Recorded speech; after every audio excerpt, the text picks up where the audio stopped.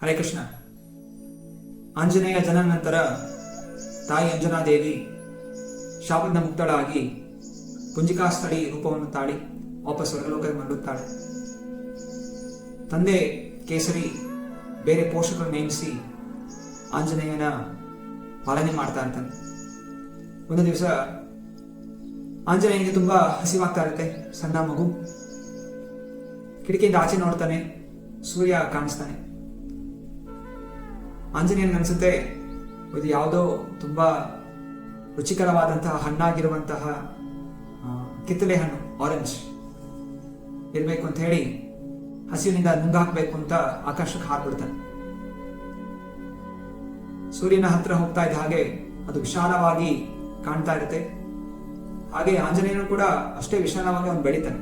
ಅವನ ಜನ್ಮದಿಂದಲೇ ಎಲ್ಲ ಸಿದ್ಧಿಗಳು, ವಿಶಾಲವಾಗುವಂಥದ್ದು, ಸಣ್ಣದಾಗುವಂಥದ್ದು, ಭಾರಿ ಆಗುವಂಥದ್ದು. ಅಂದ್ರೆ ಶಿವನ ಪುತ್ರ ಶಿವ ಹಾಗೂ ಪಾರ್ವತಿ ಇಬ್ಬರ ಅಂಶಗಳಿದೆ. ವಾಯುದೇವನ ಅಂಶ ಇದೆ, ಹಾಗೂ ಭಗವಂತ ಶ್ರೀ ಹರಿ ಅವನ ಅಂಶವೂ ಕೂಡ ಇದೆ. ಎಲ್ಲ ಶಕ್ತಿಗಳಿಂದ ಕೂಡಿರುವಂತಹ ಆಂಜನೇಯ ತುಂಬಾ ಅಗಲ ಬಾಯಿ ತೆಗೆದು ಸೂರ್ಯನ ನುಂಗಾಕ್ಬಿಡ್ತಾನೆ. ಸೂರ್ಯನ ಮುಂದೆ ಭೂಮಿ ಒಂದು ಚುಕ್ಕಿ ಇದ್ದ ಹಾಗೆ, ಎಷ್ಟು ವಿಶಾಲ ಆಗಿರ್ಬೋದು ಸೂರ್ಯನ ನುಂಗಾಕ್ಬಿಡ್ತಾನೆ. ಸ್ವರ್ಗಲೋಕದಲ್ಲಿ ಅಂಧಕಾರ ಆಗ್ಬಿಡುತ್ತೆ. ಇದಕ್ಕಿದ್ದ ಹಾಗೆ ಎಲ್ಲ ಸಭೆ ಸೇರಿರ್ತಾರೆ, ದೇವತೆಗಳು ಚರ್ಚೆ ಮಾಡ್ತಾ ಇರ್ತಾರೆ. ಸಂಪೂರ್ಣವಾಗಿ ಅಂಧಕಾರ, ಯಾಕೆ ಹಿಂಗಾಯ್ತು ಅಂತೆಲ್ಲ ಚರ್ಚೆ ಮಾಡ್ತಾ ಇರ್ತಾರೆ.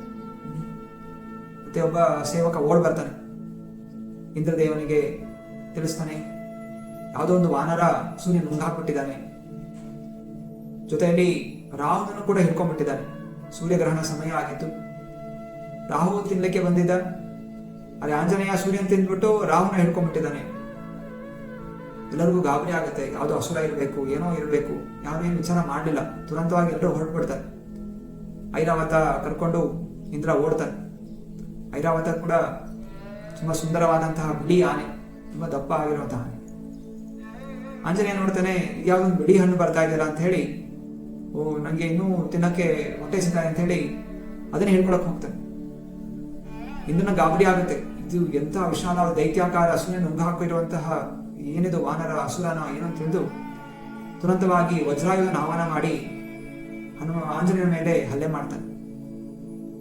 ವಜ್ರಾಯುಧ ಆಂಜನೇಯನ ದೌಡೆ ಹಲ್ಲೆಗೆ ಹೊಡೆಯುತ್ತೆ. ಹೊಡೆದ ತಕ್ಷಣ ಆ ಸೂರ್ಯ ಬಾಯಿಂದ ಹೊರಗೆ ಬರುತ್ತೆ, ಹಾಗೂ ಆಂಜನೇಯ ಭೂಮಿಗೆ ಬೀಳ್ತಾನೆ. ಬಿದ್ದ ತಕ್ಷಣ ದೊಡ್ಡ ಗುಹೆ ತರ ಆಗಿ ಒಳಗಡೆ ಹೋಗಿ ಸೇರ್ಕೊಂಡ್ಬಿಡ್ತಾನೆ. ಉಸಿರಾಟ ನಿಂತೋಗಿರುತ್ತೆ. ಈಗ ಎಲ್ಲ ದೇವತೆಗಳಿಗೆ ಸ್ವಲ್ಪ ಸಮಾಧಾನ ಆಗಿದೆ. ಸೂರ್ಯ ಹೊರಗೆ ಬಂದ, ಸೂರ್ಯದೇವನು ಕೂಡ ಭಯಭೀತನಾಗ್ಬಿಟ್ಟಿದ್ದ, ಅವನು ಸ್ವಲ್ಪ ಸಮಾಧಾನ ಆಯಿತು. ರಾಹು ಓಡೋಗ್ಬಿಟ್ಟ. ನಂತರ ಎಲ್ಲರೂ ಇದೇನು ಸಮಾಧಾನ ಆಗ್ಬೇಕು ಅಂತ ಇದ್ದ ಹಾಗೆ ಎಲ್ಲಾ ಕಡೆ ಗಾಳಿ ಕಡಿಮೆ ಆಗೋಗುತ್ತೆ. ಗಾಳಿ ನಿಂತು ಹೋಗ್ತಾ ಇದೆ. ಭೂಲೋಕದ ಮೇಲೆ ಎಲ್ಲಾ ಜೀವಿಗಳು ಅವರು ಸಾಯ್ತಾ ಇದ್ದಾರೆ ಗಾಳಿ ಇಲ್ಲದೆ. ಮತ್ತೆ ತಿರ್ಗಾ ದೇವತೆಗಳು ಗಾಬರಿ ಆಗ್ತಾರೆ, ಏನಿವತ್ತು ಬೆಳಗ್ಗೆ ಸೂರ್ಯ ದೃಶ್ಯನಾದ, ಈಗ ಗಾಳಿ ಅದೃಶ್ಯವಾಗ್ತದೆ, ಏನ್ ಕಾರಣ? ಇದಕ್ಕೆ ಮುಂಚೆ ವಿಚಾರ ಮಾಡಲಿಲ್ಲ, ಇದು ಏನಿದು, ಯಾವ ವ್ಯಕ್ತಿ ಅಂತ ಹೇಳಿ ದೇವತೆಗಳು ತಮ್ಮ ಗುರುಗಳು ಬೃಹಸ್ಪತಿನ ಕೇಳೋದಾಗ್ಲಿ ಅಥವಾ ಬ್ರಹ್ಮನ ಹತ್ರ ಹೋಗಿ ಕೇಳೋದಾಗ್ಲಿ ಮಾಡಲಿಲ್ಲ. ತುರಂತವಾಗಿ ನಿರ್ಧಾರಗಳು ತಗೊಂಡು ಹಲ್ಲೆ ಮಾಡ್ಬಿಟ್ಟು. ಈಗ ಅವರು ಬ್ರಹ್ಮನ ಹತ್ರ ಓಡ್ತಾರೆ, ಏನಿದು, ಯಾಕೆ ಹಿಂಗ ಆಗ್ತಾ ಇದೆ, ದಯವಿಟ್ಟು ತಿಳಿಸಿ, ಯಾಕಂದ್ರೆ ಗೊತ್ತಿಲ್ಲ ಇದರಿಂದ ಹಿಂದೆ ಏನೋ ದೈವಿ ಶಕ್ತಿ ಇದೆಯಾ, ಭಗವಂತನ ಚಿಂತನೆ ಇದೆಯಾ, ಅಥವಾ ಇದು ಆಸುರಿ ಶಕ್ತಿನ? ನಾವೇನೋ ನಿರ್ಧಾರ ತಗೊಳ್ಳೋಕ್ಕಿಂತ ಮುಂಚೆ ನಿಮ್ಮನ್ನ ಪರಾಮರ್ಶೆ ಮಾಡಿ ನಿರ್ಧಾರ ತಗೊಳ್ಳೋದು ಒಳ್ಳೆಯದು. ನಾವು ಯಾರ ಮೇಲೆ ಹಲ್ಲೆ ಮಾಡಿದ್ವಿ, ಸಣ್ಣ ನಿಮ್ಮ ವಾನರ, ಅವ್ನು ಯಾರು ಅಂತ ನಮ್ಗೆ ಗೊತ್ತಾಗಿಲ್ಲ, ಹಲ್ಲೆ ಮಾಡ್ಬಿಟ್ವಿ, ಅವನು ಬಿದ್ದಿದ್ದಾನೆ, ಯಾರದು, ಇದೆಲ್ಲ ವಿಚಾರ ಮಾಡಕ್ ಶುರು ಮಾಡಿದ್ರು. ಆಗ ಬ್ರಹ್ಮ ತಿಳಿಸ್ತಾನೆ, ತುಂಬಾ ದೊಡ್ಡ ತಪ್ಪು ಮಾಡ್ಬಿಟ್ರಿ, ಮಾಡಬಾರ್ದಾಗಿತ್ತು, ಹಲ್ಲೆ ಮಾಡೋಕ್ಕಿಂತ ಸ್ವಲ್ಪ ಪರಾಮರ್ಶೆ ಮಾಡಬೇಕಾಗಿತ್ತು. ಸೂರ್ಯನ ನುಂಗ್ತಾನೆ ಅಂತ ಹೇಳಿದ್ರೆ ಯಾರೋ ಸಾಧಾರಣ ವ್ಯಕ್ತಿ ಆಗೋದಿಲ್ಲ, ಯಾರು ಎತ್ತ ಅಂತ ಚಿಂತನೆ ಮಾಡಬೇಕಾಗಿತ್ತು. ಇದು ಆಂಜನೇಯ, ಶಿವ ಹಾಗೂ ಪಾರ್ವತಿದೇವಿಯ ಶಕ್ತಿ, ವಾಯುದೇವನ ಪುತ್ರ. ಅದರಿಂದ ನೀವು ಆಮೇಲೆ ಹಲ್ಲೆ ಮಾಡಿದ್ದೀರಾ, ಈಗ ಅವನು ನಿರ್ಜೀವವಾಗಿ ಬಿದ್ದಿದ್ದಾನೆ. ಹಾಗೂ ವಾಯುದೇವ ತನ್ನ ಮಗನ ಈ ಮೃತ ಶರೀರ ತಗೊಂಡು ದುಃಖದಿಂದ ಎಲ್ಲಾ ಗಾಳಿ ನಡ್ಕೊಂಡ್ಬಿಟ್ಟಿದ್ದಾನೆ. ಬನ್ನಿ ನಾವೆಲ್ಲ ಹೋಗೋಣ, ಹೇಗಾದ್ರು ಮಾಡಿ ಅವನಿಗೆ ಸಾಂತ್ವನಗೊಳಿಸೋಣ ಅಂತ ಹೇಳಿ ಎಲ್ಲಾ ದೇವತೆಗಳು ಆ ಗುಹೆಯೊಳಗೆ ಹೋಗ್ತಾರೆ. ಅಲ್ಲಿ ವಾಯುದೇವ ಆಂಜನೇಯನ ದೇಹ ಇಟ್ಕೊಂಡು ಕಣ್ಣೀರಿಡ್ತಾ ಇರ್ತಾನೆ. ಸಣ್ಣ ಮಗು, ನನ್ನ ಪುತ್ರ ಈಗ ಉಸಿರಾಡದೆ ಬಿದ್ದಿದ್ದಾನಲ್ಲ ಅಂತ ಹೇಳಿ. ಆಗ ಬ್ರಹ್ಮ ತನ್ನ ಕಮಂಡಲಿನ ನೀರು ತಗೊಂಡು ಆ ಮಗು ಮೇಲೆ ಚಿಮ್ಮಿಸ್ತಾನೆ. ಚಿಮ್ಸಿದ ತಕ್ಷಣ ಆಂಜನೇಯ ಎದ್ದು ಕೂತ್ಕೋತಾನೆ. ಸುತ್ತಮುತ್ತ ನೋಡ್ತಾ ಇದ್ದಾನೆ. ಎಲ್ಲ ತೇಜಸ್ವಿಯಾದಂತಹ ಜನರು ನಿಂತಿದ್ದಾರೆ. ಬೇರೆ ಬೇರೆ ಥರ ವೈಭವಗಳಿಂದ ಸುಂದರವಾಗಿ ಅಲಂಕಾರಗೊಂಡಿದ್ದಾರೆ. ಯಾರಿಲ್ಲ ಅಂತ ಸುತ್ತಮುತ್ತ ನೋಡ್ತಾ ಇರ್ತಾನೆ. ಮತ್ತೆ ಬ್ರಹ್ಮ ಆಶೀರ್ವಾದ ಮಾಡ್ತಾನೆ. ಏ ವಾಯುದೇವ, ನಿನ್ನ ಮಗನಿಗೆ ನಾನು ಆಶೀರ್ವಾದ ಮಾಡ್ತೇನೆ. ತುಂಬ ತೇಜಸ್ವಿ ಆಗ್ತಾನೆ, ತುಂಬ ಬಲಿಷ್ಠನಾಗ್ತಾನೆ. ಯಾವುದೇ ರೀತಿಯ ಯುದ್ಧಗಳಲ್ಲಿ ಅವನಿಗೆ ಸೋಲು ಅನ್ನೋದಾಗೋದಿಲ್ಲ. ಯಾವುದೇ ರೀತಿಯ ಶಸ್ತ್ರಗಳು ಅವನ ಮೇಲೆ ಹಲ್ಲೆ ಮಾಡಲಿಕ್ಕೆ ಸಾಧ್ಯ ಇಲ್ಲ. ತುಂಬ ಪ್ರಭಾವಿತನಾಗ್ತಾನೆ. ಹೀಗೆ ಬ್ರಹ್ಮ ಆಶೀರ್ವಾದ ಕೊಟ್ಟು ಹೇಳ್ತಾನೆ, ಇನ್ನು ಮುಂದೆ ಇವನಿಗೆ ಹೆಸರಾಗುತ್ತೆ ಮಾರುತಿ, ವಾಯುಪುತ್ರ. ವಾಯು ಮಾರುತನ ಮಗ ಮಾರುತಿ, ಹಾಗೂ ವಜ್ರಾಯುಧದಿಂದ ಹಲ್ಲೆಗೊಳಗಾದಂಥವನು. ಇನ್ನು ಮುಂದೆ ಯಾವ ಆಯುಧವೂ ಅವನಿಗೆ ಏನು ಮಾಡಲಿಕ್ಕೆ ಸಾಧ್ಯ ಇಲ್ಲ. ಅವನ ದೇಹ ವಜ್ರವಾಗಿ ಆಗುತ್ತೆ. ಅದರಿಂದ ಇವನ ಹೆಸರು ವಜ್ರಂಗ್ ಬಲಿ. ವಜ್ರ ಅಂಗ ಬಲಿಷ್ಠ, ವಜ್ರಂಗ್ ಬಲಿ. ಹೀಗೆ ಹೆಸರುಗಳಿಂದ ಪ್ರಖ್ಯಾತಿ ಆಗ್ತಾನೆ. ಆಶೀರ್ವಾದ ಮಾಡ್ತಾನೆ.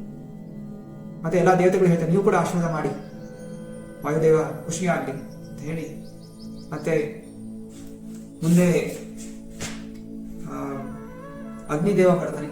ಅಗ್ನಿದೇವ ಬಂದು ಅವನು ವರ ಕೊಡ್ತಾನೆ, ಯಾವತ್ತೂ ಕೂಡ ಬೆಂಕಿ ಯಾವುದೇ ರೀತಿ ಹಾನಿ ಉಂಟು ಮಾಡೋದಿಲ್ಲ. ಅನಂತರ ಇಂದ್ರ ವರ ಕೊಡ್ತಾನೆ, ಯಾವುದೇ ರೀತಿ ಅಸ್ತ್ರಶಸ್ತ್ರಗಳು ನಿನಗೆ ಏನು ಮಾಡ್ಲಿಕ್ಕೆ ಆಗೋದಿಲ್ಲ, ಯಾವುದೇ ಶಸ್ತ್ರಗಳು ಸೋಲಿಸ್ಲಿಕ್ಕೆ ಸಾಧ್ಯ ಇಲ್ಲ. ಬೃಹಸ್ಪತಿ ಅವನು ನಿನಗೆ ಎಲ್ಲ ರೀತಿಯ ಆಯುರ್ವೇದದ ಜ್ಞಾನ ನಿನಗೆ ಸಿಗಲಿ, ಯಾವ ಗಿಡಮೂಲಿಕೆಗಳು ಏನೆಲ್ಲ ಇದೆ ಎಲ್ಲ ವಿದ್ಯೆ ನಿನಗೆ ಗೊತ್ತಾಗಲಿ.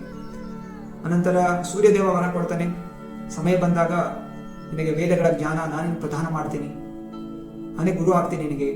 ಈ ವರಗಳು ಕೊಡ್ತಾನೆ. ಧನವಂತ್ರಿ ವರ ಕೊಡ್ತಾನೆ, ಇನ್ನೇನು ಸ್ಪರ್ಶ ಮಾಡಿದ್ರು ಕೂಡ ಅದು ಗುಣ ಆಗುತ್ತೆ, ಅಂತಹ ಸ್ಪರ್ಶದಲ್ಲಿ ದಿವ್ಯವಾದಂತಹ ರಕ್ಷಣೆ ಇರಬೇಕು, ವರಗಳು ಕೊಡ್ತಾನೆ. ವಿಶ್ವಕರ್ಮ ಅವನು ಅತಿ ತೀವ್ರವಾದಂಥ ಬುದ್ಧಿವಂತಿಕೆ, ಕಲೆ, ಚಿಂತನೆಯಲ್ಲಿ ಸ್ಪಷ್ಟತೆ ಆಶೀರ್ವಾದ ಮಾಡ್ತಾನೆ. ನಂತರ ವಾಯುದೇವ ಸ್ವಯಂ ಆಶೀರ್ವಾದ ಮಾಡ್ತಾನೆ, ನಿನ್ನ ಹಾಗೆಯೇ ಗಾಳಿಯ ವೇಗದಲ್ಲಿ ನೀನು ಓಡಾಡಬಹುದು. ಎಲ್ಲ ವರಗಳು ಹನುಮಂತನಿಗೆ ನೀಡಲಾಗುತ್ತೆ.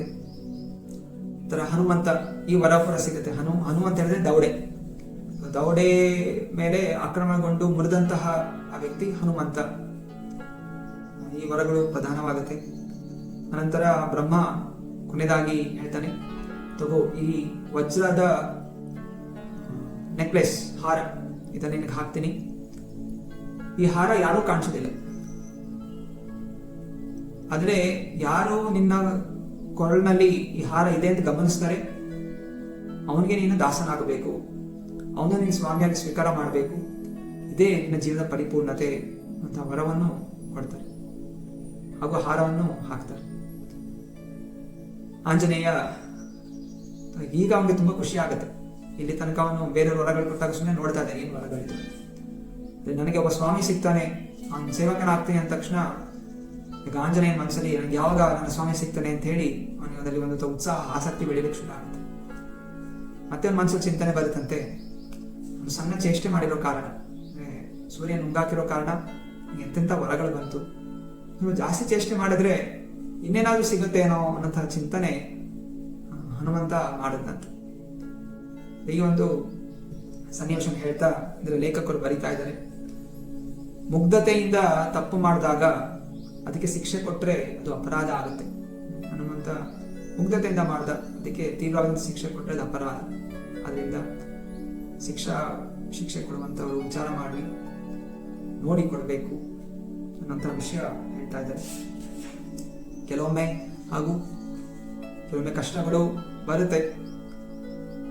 ಕಷ್ಟಗಳು ಲೆಕ್ಸೋಕ್ಕಿಂತ ನಾವು ವರಗಳು ಇನ್ನೂ ಜಾಸ್ತಿನೇ ಬಂದಿರುತ್ತಂತೆ. ಅದರಿಂದ ವರಗಳನ್ನು ಚಿಂತಿಸಬೇಕೇ ಹೊರತು ಕಷ್ಟಗಳನ್ನು ಚಿಂತಿಸಕ್ಕೆ ಹೋಗಬಾರ್ದು. ಅನಂತರ ಈಗ ಆಂಜನೇಯ ತುಂಬಾ ಪ್ರಭಾವಶಾಲಿ ಆಗಿದ್ದಾನೆ, ಶಕ್ತಿತನಾಗಿದ್ದಾನೆ. ಅಷ್ಟೊಂದು ಶಕ್ತಿ ಇರೋ ಕಾರಣ, ಜೊತೆಗೆ ವಾನರ ದೇಹದಲ್ಲಿರೋ ಕಾರಣ ವಾನರನಾಗಿ ಕೆಲವು ಚೇಷ್ಟೆಗಳನ್ನು ಮಾಡ್ತಾ ಇದ್ದ. ಅವನಿಗೆ ತುಂಬಾ ಆನಂದ ಸಿಗ್ತಾ ಇರುವಂತಹ ಚೇಷ್ಟೆ ಅಂತ ಹೇಳಿದ್ರೆ ಅಲ್ಲೆಲ್ಲ ಋಷಿಗಳಿಗೆ ಹೋಗಿ ಚುಡಾಯಿಸುವಂಥದ್ದು. ಋಷಿಗಳು ತಪಸ್ಸೆ ಮಾಡಿ ದುರ್ಬಲವಾಗಿರ್ತಾರೆ, ಅದರಿಂದ ಅವ್ರಿಗೆ ಏನೋ ರೀತಿ ತುಂಟತನ ಮಾಡೋದು, ಇದು ಅವನಿಗೆ ತುಂಬ ಆನಂದ ಕೊಡುವಂತಹ ಚೇಷ್ಟೆಗಳಾಗಿತ್ತು. ಅಲ್ಲಿ ಹೋಗಿ ನದಿ ಹತ್ರ ಹೋಗ್ಬಿಡ್ತಾ ಇದ್ದ. ಅಲ್ಲೆಲ್ಲ ಸಂಜೆ ಸಮಯದಲ್ಲಿ ಋಷಿಗಳು ಬರ್ತಾ ಇದ್ರು ಸ್ನಾನ ಮಾಡಲಿಕ್ಕೆ ಅಂತ ಬಂದಾಗ ಹನುಮಂತ ಹೋಗಿ ಅವ್ರ ಬಟ್ಟೆಗಳಿಗೆ ತೂತು ಮಾಡುವಂಥದ್ದು ಅಥವಾ ನೀರೊಳಗಡೆ ಹೋಗಿ ಕಾಲಿಡಿಯುವಂಥದ್ದು, ಅವಾಗೆಲ್ಲ ಋಷಿಗಳು ಭಯದಿಂದ ಅದು ನೀರು ಮೊಸಳೆ ಬಂದು ಕಾಲಿಡಿರ್ಬೇಕು ಅಂತ ಭಯದಿಂದ ಓಡಿ ಬರುವಂಥದ್ದು. ಮತ್ತೆ ಅವರೆಲ್ಲ ಸ್ನಾನ ಮಾಡಿ ಬಂದ ತಕ್ಷಣ ಹನುಮಂತ ಬಾಯೊಳಗೆ ನೀರು ಹಾಕೊಂಡು ಕೂತಿರೋನು. ಅವ್ರು ಹೊರಗೆ ಬಂದ ತಕ್ಷಣ ಬಾಯಿಂದ ಉಗಿಯೋನು. ಅವ್ರು ಮತ್ತೆ ಪುನಃ ಅಶುದ್ಧ ಆಯ್ತು ಅಂತ ತಿರ್ಗಿ ಹೋಗಿ ಸ್ನಾನ ಮಾಡೋದು. ಎಲ್ಲ ಚೇಷ್ಟೆಗಳು ಮಾಡ್ತಾ ಇದ್ದ. ಋಷಿಗಳು ಅವರೆಲ್ಲ ತಾಳ್ಮೆ ಭಾವನೆ ಇರೋ ಕಾರಣ ಆಯ್ತು, ಏನೋ ಮಾನವ ಚೇಷ್ಟ, ಕೇಸರಿ ನಂದನ ಕ್ಷಮಿಸಿ ಕ್ಷಮಿಸಿ ಮಗು ಅಂತ ಹೇಳಿ ಕ್ಷಮಿಸ್ತಾ ಅವರೇನೋ ಕೋಪಗೊಳ್ಳದೆ ಅವರು ತಮ್ಮ ಕೆಲಸ ಹಿಂದೆ ಮಾಡ್ಕೊಂಡು ಮುಂದುವರಿಸ್ತಾ ಇದ್ರು. ಮತ್ತೆ ಕೆಲವರ ಋಷಿಗಳು ಸರಿ ನಾನು ಈ ಜಾಗ ಬೇರೆ ಜಾಗ ಹೋಗ್ತೀನಿ ಅಂತ ಹೇಳಿ ಅವರೆಲ್ಲ ಒಂದೇ ಜಾಗ ಬರೆದು ಬಿಟ್ಬಿಟ್ರು. ಬೇರೆ ಬೇರೆ ಕಡೆ ಬೇರೆ ಬೇರೆ ಸಮಯಗಳಲ್ಲಿ ಬಂದವರು ಸ್ನಾನ ಮಾಡ್ಕೊಂಡು ಓಡೋಗ್ಬಿಡೋರು. ಅದರಿಂದ ಹನುಮಂತನಿಗೆ ಒಂದೇ ಸಮಯದಲ್ಲಿ ಎಲ್ಲರೂ ಚುಡಾಯಿಸುವಂತಹ ಅವಕಾಶ ಸಿಗ್ತಾ ಇಲ್ಲ. ಅದಕ್ಕೆ ಅವ್ನು ಯೋಚನೆ ಮಾಡ್ದ, ಸರಿ ಇಲ್ಲಿ ಬರಲಿಲ್ಲ ಅಂದ್ರೆ ಏನಂತೆ, ನಾನೇ ಅವ್ರ ಅಲ್ಲಿಗೆ ಹೋಗ್ತೀನಿ, ಅವ್ರ ಆಶ್ರಮಕ್ಕೆ ಹೋಗ್ತೀನಿ ಅಂತ ಹೇಳಿ ಅವ್ರ ಆಶ್ರಮ ಕಡೆ ಹೋಗ್ಲಿಕ್ಕೆ ಶುರು ಮಾಡಿದ್ರು. ಒಮ್ಮೆ ಎಲ್ಲ ಋಷಿಗಳು ಆಶ್ರಮದಲ್ಲಿ ಕೂತ್ಕೊಂಡು ಚರ್ಚೆ ಮಾಡ್ತಾರೆ, ಏನೋ ಗಂಭೀರವಾಗಿ ಚರ್ಚೆ ಮಾಡ್ತಾ ಇರ್ಬೇಕಾದ್ರೆ ಆ ಮರದಲ್ಲಿ ಏನೋ ಹಣ್ಣು ನೇತಾಡ್ತಾ ಇರುತ್ತೆ. ಕಿತ್ತದಾಗ ಹಸಿವಾಗುತ್ತೆ, ನಾನು ಹೋಗಿ ತಿನ್ಬೇಕು ಅಂತ ಹೇಳಿ ಆ ಹಣ್ಣನ್ನು ಕಿತ್ಲಿಕ್ಕೆ ಹೋಗ್ತಾನೆ. ಆ ಕೊಂಬೆ ಮುರಿಯುತ್ತೆ. ಆ ಕೊಂಬೆ ಮುರಿದಾಗ ಇನ್ನೊಂದು ಕೊಂಬೆಗೆ ಇರ್ತಾನೆ, ಅದು ಮುರಿಯುತ್ತೆ. ಈ ಹಲವು ಕೊಂಬೆಗಳು ಮುರಿದು ಆ ಋಷಿಗಳ ತಲೆ ಮೇಲೆ ಬೀಳುತ್ತೆ. ಋಷಿಗಳಿಗೆ ಸ್ವಲ್ಪ ಸಿಟ್ಟು ಬರುತ್ತೆ, ಕುಳಿತರಾಗ್ತಾರೆ. ಏನಾದ್ರು ಮಾಡಬೇಕು ಅಂತ ಚಿಂತನೆ ಮಾಡ್ತಾರೆ. ಅದೇ ಹೆಂಗೋ ತಿರ್ಗ ಸಹಿಸ್ಕೋತಾರೆ, ಪರವಾಗಿಲ್ಲ ನಾವು ಮಂಗ ಚೇಷ್ಟೆ ಮಾಡ್ತಾರೆ ಅಂತ ಹೇಳಿ ಸ್ವಲ್ಪ ಸಮಾಧಾನ ಆಗ್ತಾರೆ. ಅದೇ ಮರು ದಿವಸ ಹನುಮಂತ ಇನ್ನೇನೋ ಮಾಡಬೇಕು ಅಂತ ಯೋಚನೆ ಮಾಡ್ತಾ ಇರ್ತಾರೆ. ಇಲ್ಲಿ ಕಾಡಲ್ಲಿ ಒಂದು ಸಿಂಹ ಮತ್ತು ಆನೆ ಅವ್ರು ಜಗಳಾಡ್ತಾ ಇರ್ತಾರೆ, ಕಿತ್ತಾಡ್ತಾ ಇರ್ತಾರೆ. ಹನುಮಂತ ಹೋಗಿ ಆನೆ ಸೊಂಡೆ ಹಿಡ್ಕೊಂಡ್ಬಿಡ್ತಾನೆ, ಎಳಿಲಿಕ್ಕೆ ಶುರು ಮಾಡ್ತಾರೆ. ಮತ್ತೆ ಸಿಂಹದ ಬಾಲ ಹಿಡ್ಕೊಂಡು ಎಳಿಲಿಕ್ಕೆ ಶುರು ಮಾಡ್ತಾರೆ. ಆ ಇಬ್ರು ಪ್ರಾಣಿಗಳು ಗಾಬರಿ ಆಗ್ಬಿಡ್ತಾರೆ. ಏನೋ ನಿಂಗೆ ಏನೋ ಸಣ್ಣ ಕುರಿ ಮರಿತಾರೆ ಹೇಳ್ಕೊಂಡು ಹೋಗ್ತಾ ಇದ್ದಾನಲ್ಲ ಅಂತ. ಇಬ್ರು ಅಷ್ಟು ಶಕ್ತಿ. ಅದು ಬಾಲ ಹಿಡ್ಕೊಂಡು ಸಿಂಹನ ಹೇಳ್ಕೊಂಡು ಹೋದ, ಇವರು ಸೊಂಡೆ ಹಿಡ್ಕೊಂಡು ಆನೆನ ಹಿಡ್ಕೊಂಡು ಹೋದ. ಮತ್ತೆ ಅಲ್ಲಿ ಇವರು ಋಷಿಗಳು ಇರ್ತಾರೆ, ತೃಣಾಬಿಂದು ಅಂತ. ತೃಣಾಬಿಂದು ಋಷಿಗಳ ಆಶ್ರಮ.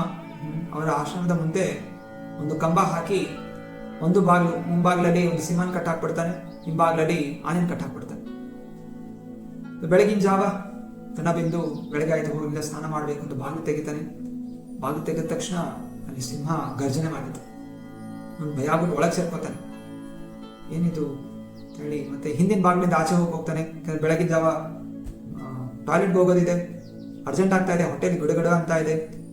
ಮತ್ತೆ ಹಿಂದಿನ ಬಾಗಿಲು ತೆಗಿತಾನೆ, ಅಲ್ಲಿ ಆನೆ ಅದು ಜೋರ ಗರ್ಜನೆ ಮಾಡ್ತಾ ಇದೆ. ಅವ್ನು ಭಯದ ಹತ್ರ ವಾಪಸ್ ಓಡೋಕೆ ಹೋಗ್ಬರ್ತಾನೆ. ಏನಿದು ಬೆಳಗ್ಗೆ ಇಂಥ ಪ್ರಾಣಿಗಳು ಯಾಕೆ ಹಿಂಗೆ ಬಂದಿದೆ ಅಂತ ಚಿಂತನೆ ಮಾಡ್ತಾ ಇದ್ದ ಹಾಗೆ ಯಾರು ನಗ್ತಾ ಇರುವಂತಹ ಸ್ವರ ಕೇಳುತ್ತೆ. ಜೋರಾಗಿ ನಗ್ತಾನೆ. ಕಿಟಕಿಯಿಂದ ಬಗ್ಗಿ ನೋಡ್ತಾನೆ, ಯಾರಿತು ನೋಡಿದಾಗ ಇಲ್ಲಿ ಆಂಜನೇಯ ಕಾಣಿಸ್ಕೊತಾನೆ. ಆಂಜನೇಯ ಕೆಳಗೆ ಉರುಳಾಡ್ತಾ ಇರ್ತಾನೆ, ಹೊಟ್ಟೆ ಇಟ್ಕೊಂಡು ನಗ್ತಾ ಇರ್ತಾನೆ. ತೃಣಬಿಂದುಗೆ ತುಂಬಾ ಕೋಪ ಬಂದ್ಬಿಡುತ್ತೆ. ಈಗ ಸಿಟ್ಟು ಜಾಸ್ತಿ ಆಗಿ ಕಮಂಡ ತಗೊಂಡು ನೀರನ್ನು ಕೈಯಲ್ಲಿ ಹಾಕೊಂಡು ಶಾಪ ಹಾಕ್ತಾನೆ. ಹೇ ಮಾರುತಿ, ನೀನು ಸಿಕ್ಕಿದಂಥ ಶಕ್ತಿಯಿಂದ ದುರುಪಯೋಗ ಪಡಿಸ್ತಾ ಇದ್ದ.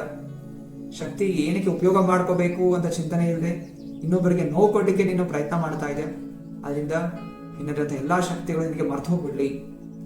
ಸಮಯ ಬಂದಾಗ ಯಾರಾದ್ರೂ ನೀನು ಜ್ಞಾಪಿಸಿದ್ರೆ, ನೀನು ಒಳ್ಳೆದಕ್ಕೋಸ್ಕರ ಜ್ಞಾಪಿಸಿದಾಗ, ಸ್ಮರಣೆ ಮಾಡಿಸಿದಾಗ ಮತ್ತೆ ನಿನಗೆ ಶಕ್ತಿ, ನಿನಗೆ ಸ್ಮರಣೆ ಬರುತ್ತೆ. ಅಲ್ಲಿ ತನಕ ನೀನು ಮರೆತು ಹೋಗ್ಬಿಡು ಅಂತ ಹೇಳಿ ಶಾಪ ಹಾಕ್ತಾರೆ. ಇದಕ್ಕಿದ್ದಾಗೆ ಹನುಮಂತನಿಗೆ ಆ ಎಲ್ಲ ತುಂಟತನ ಮರೆತು ಹೋಗ್ಬಿಡುತ್ತೆ. ನಾನು ಚಿಂತನೆ ಮಾಡ್ತೀನಿ, ನಾನು ಯಾಕೆ ಇಲ್ಲಿದ್ದೀನಿ, ನಾನು ಯಾಕೆ ಇಲ್ಲಿ ಬಂದಿದ್ದೀನಿ, ಏನ್ ಮಾಡ್ತಾ ಇದ್ದೀನಿ ನಾನು, ನನ್ನ ಜೀವನ ಯಾಕೆ ಅನಾವಶ್ಯಕವಾಗಿ ವ್ಯರ್ಥ ಮಾಡ್ತಾ ಇದ್ದೀನಿ, ನಾನು ಅದ್ರ ಕಲಿಬೇಕು ಅಂತ ಹೇಳಿ ತುಂಬಾ ಚಿಂತನೆ ಮಾಡ್ತಾ ಅರಮನೆಗೆ ವಾಪಸ್ ಹೋಗ್ತಾನೆ. ಕೇಸರಿ ನೋಡ್ತಾನೆ, ನಿನ್ ಮಗ ನೀನ್ ನಡ್ಕೊಂಡು ಬರ್ತಾ ಇದ್ದಾನಲ್ಲ, ಯಾವಾಗ್ಲೂ ತುಂಬಾ ಉತ್ಸಾಹದಿಂದ ಇರ್ತಾ ಇದ್ದ, ಶಕ್ತಿಯಿಂದ ಅಲ್ಲಿ ಎಗರ್ತಾ ಇದ್ದ, ಕುಣಿದಾಡ್ತಾ ಇದ್ದ, ಓಡ್ತಾ ಇದ್ದ. ಅವತ್ತು ನಿಂತ್ಕೊಂಡು ನಡ್ಕೊಂಡು ಬಂದೇ ಇಲ್ಲ. ಮತ್ತೆ ಅವನೇ ಹೋಗಿ ಬಗ್ಗಿ ಕೇಳ್ತಾನೆ, ಏನಾಯ್ತಪ್ಪ, ಏನು, ಯಾಕೆ ಹಿಂಗೆ ಸಪ್ಪಗಿದ್ಯಾ ಅಂತ.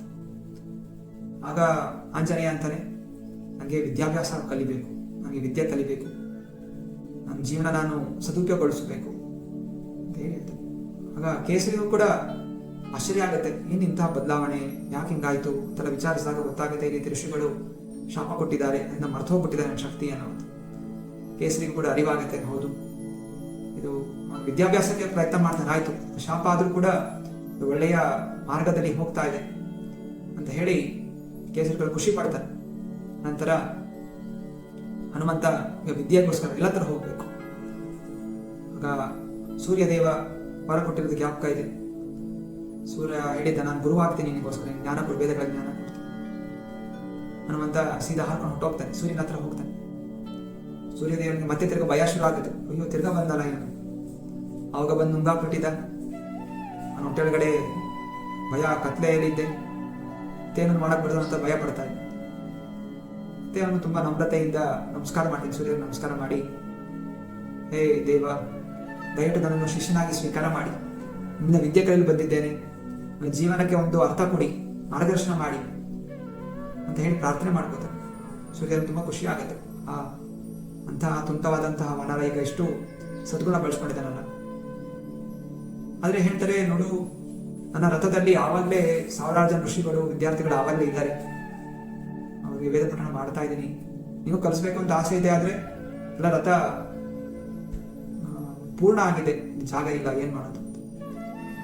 ಹನುಮಂತ ಚಿಂತನೆ ಇಲ್ಲ, ಪರವಾಗಿಲ್ಲ, ನಾನು ಹೊರಗಡೆ ಕೂತ್ಕೊಂಡೆ, ಹೊರಗಡೆ ಕಲಿತೀನಿ ಅಂತ ಹೇಳಿ ಹನುಮಂತ ರಥ ಜೊತೆ ಹಾರಕ್ ಶುರು ಮಾಡಿದ. ಹಾಗೂ ಹೆಂಗ ಆಡ್ತಾ ಇದ್ದ ಅಂತ ಹೇಳಿದ್ರೆ, ಸೂರ್ಯ ಎಷ್ಟು ವೇಗದಲ್ಲಿ ಆಕಾಶದಲ್ಲಿ ತಿರುಗ್ತಾ ಇದೆ, ಹನುಮಂತ ಹಂಗೆ ಸೂರ್ಯ ನೋಡ್ಕೊಂಡು ಹಿಂದಕ್ಕೆ ಹಾರ್ತಾ ಇದ್ದ, ಜೊತೆಗೆ ಹಾರ್ತಾ ಇದ್ದಲ್ಲ, ಹಿಂದೆ ಹಾರ್ತಾ ಇದ್ದ. ಯಾಕಂದ್ರೆ ಸೂರ್ಯನ್ ನೋಡ್ಬೇಕು, ಸೂರ್ಯನ ದೇವ್ರನ್ನ ನೋಡ್ಕೊಂಡು ನಾನು ಹಾರ್ತಾ ಇದ್ದ. ಎಲ್ಲ ಜನರು ಆಶ್ಚರ್ಯಚಕಿತರಾದ್ರು. ಅವೆಲ್ಲ ಕುಂತು ಓದ್ತಾ ಇದ್ದ, ಹಾರ್ಕೊಂಡು ಓದ್ತಾ ಇದ್ದ, ಅದು ಉಲ್ಟಾ ಹಾರ್ಕೊಂಡು ಓದ್ತಾ ಇದ್ದ, ಕಲಿತಾ ಇದ್ದ. ಹಾಗೂ ಎಂಥ ವಿದ್ಯಾರ್ಥಿ ಆಗಿದ್ದ ಅಂತ ಹೇಳಿದ್ರೆ, ಸೂರ್ಯದೇವ ಒಮ್ಮೆ ಹೇಳಿದ್ರೇನೆ ಅವ್ನು ಸ್ಮರಣೆ ಇಟ್ಕೋತಾ ಇದ್ದ. ಬಾರಿ ಬಾರಿ ಹೇಳಬೇಕು ಅಂತಿಲ್ಲ, ಸುಮ್ಮನೆ ಒಂದ್ಸಲ ಕೇಳಿದ್ರೇನೆ ಅದನ್ನ ಕೇಳಿಸ್ಕೊಂಡು ನೆನ್ಪಿಟ್ಕೋತಾ ಇದ್ದ. ಇಂತಹ ವಿದ್ಯಾರ್ಥಿ ಆಂಜನೇಯ. ಸೂರ್ಯ 60 ಸುತ್ತುವಷ್ಟರಲ್ಲಿ, ಅಂದ್ರೆ 60 ದಿವಸಗಳು, ಭೂಮಿ ಸುತ್ತುವಷ್ಟರಲ್ಲಿ 60 ದಿವಸಗಳಲ್ಲಿ ಆಂಜನೇಯ ಸಂಪೂರ್ಣ ವಿದ್ಯೆಯನ್ನು ಕಲಿತು ಬಿಡ್ತಾನೆ, ಎಲ್ಲ ಕಲೆಗಳನ್ನು ಕಲಿತಾನೆ. ಸೂರ್ಯದೇವನಿಗೆ ತುಂಬಾ ಸಂತೋಷ ಆಗುತ್ತೆ. ಇಂತಹ ವಿದ್ಯಾರ್ಥಿಗೋಸ್ಕರ ಹುಡುಕ್ತಾ ಇದೆ. ಗುರುಗಳಿಗೆ ಏನಿಷ್ಟ? ತುಂಬಾ ಬುದ್ಧಿವಂತ, ನನಗಿಂತ ಬುದ್ಧಿವಂತ ಆಗಿರುವಂತ ವಿದ್ಯಾರ್ಥಿ ಬೇಕು ಅಂತ ಗುರುಗಳು ಇಷ್ಟಪಡ್ತಾರೆ. ನೀನು ಸಿಕ್ಕಿದ್ಯಾ, ತುಂಬಾ ನನ್ ಖುಷಿ ಆಗ್ತಾ ಇದೆ ಅಂತ ಹೇಳ್ತಾರೆ. ಹನುಮಂತನು ಕೂಡ ನಮ್ರ ಭಾವಂತ ಕೇಳ್ತಾನೆ, ಹೇ ಗುರುಗಳೇ, ನಿಮ್ಮಿಂದ ವಿದ್ಯೆ ಕಲ್ತಿದ್ದೀನಿ, ನಿಮ್ಗೆ ಏನಾದ್ರು ಗುರು ದಕ್ಷಿಣೆ ಕೊಡಬೇಕು, ಏನ್ ದಕ್ಷಿಣೆ ಬೇಕು ಹೇಳಿ. ಆಗ ಸೂರ್ಯದೇವ ಹೇಳ್ತಾನೆ, ನಿಜವಾಗ್ಲೂ ನನಗೆ ನಾನು ದಕ್ಷಿಣೆ ಕೊಡುತ್ತಿದ್ರೆ, ನನ್ನ ಮಗ ಇದ್ದಾನೆ ಸುಗ್ರೀವ, ಭೂಲೋಕದಲ್ಲಿ ಋಷಿಕಮುಖ ಪರ್ವತದ ಮೇಲಿದ್ದಾನೆ, ಭಯದಲ್ಲಿದ್ದಾನೆ, ಆತಂಕದಲ್ಲಿದ್ದಾನೆ. ಅವನ ಅಣ್ಣ ವಾಲಿ ಅವನು ಓಡಿಸ್ಬಿಟ್ಟಿದ್ದಾನೆ, ಅವನು ರಾಜ್ಯ ಕಳ್ಕೊಂಡು, ಅವನ ಹೆಂಡತಿನ ಕಳ್ಕೊಂಡು ದುಃಖಿತನಾಗಿ ಭಯದಿಂದ ಕೂಡಿದ್ದಾನೆ. ನೀನು ದಯವಿಟ್ಟು ಅವನು ಮಂತ್ರಿಯಾಗಿ ಅವನಿಗೆ ಸಹಾಯ ಮಾಡು, ಇಷ್ಟೇ ನಾನು ಕೇಳ್ಕೊಳ್ಳುವಂತಹದ್ದು. ಆಂಜನೇಯ ಸ್ವಲ್ಪನೂ ಕೂಡ ಅದ್ರ ಬಗ್ಗೆ ಮಾತುಗಳನ್ನ ಹಿಂಜಲಿಲ್ಲ. ನಾನು ಯಾಕೆ ಹೋಗಿ ಇವನ್ ಮಂತ್ರಿ ಆಗ್ಬೇಕು, ನನ್ನ ತಂದೆನೇ ರಾಜ ಇದ್ದಾನೆ, ಆತರ ಏನು ಭಾವನೆ ಇಲ್ಲದೆ ಗುರುಗಳ ಆಜ್ಞೆ ಪಾಲನೆ ಮಾಡಬೇಕು, ಗುರುಗಳ ಇಚ್ಛೆ ಪೂರೈಸಬೇಕು ಅಂತ ಹೇಳಿ, ಆಯ್ತು ಹಾಗೆ ಆಗಲಿ ಅಂತ ಹೇಳಿ ಅವ್ರಿಗೆ ನಮಸ್ಕಾರ ಮಾಡಿ ಸೀದಾ ಸುಗ್ರೀವನ ಹತ್ರ ಬರ್ತಾನೆ. ಸುಗ್ರೀವನ ಜೊತೆ ಸ್ನೇಹ ಬೆಳೆಸ್ಕೊಂಡು ಸುಗ್ರೀವನ ಮಂತ್ರಿಯಾಗಿ ಆಂಜನೇಯ ಸೇವೆ ಸಲ್ಲಿಸಲಿಕ್ಕೆ ಮುಂದಾಗ್ತಾನೆ.